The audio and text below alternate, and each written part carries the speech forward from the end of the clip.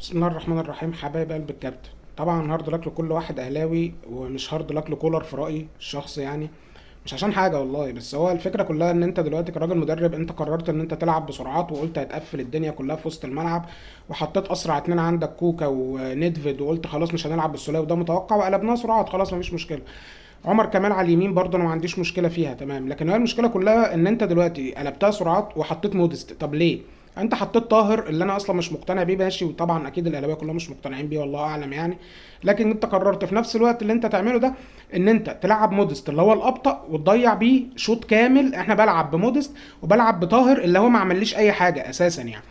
نيجي للحاجه التانية، احنا الشوط التاني تمام، انت كتر خيرك الحمد لله غيرنا وعملنا كل حاجه زي الفل. لكن اللعيبه بتاعتك انا ما اعرفش ده قرار منك ولا ايه، اللعيبه ما فيش كوره كروس واحد مرفوع على البعيده، كل الكور بتتلعب على العارضه القريبه وكلها ما بتعلاش.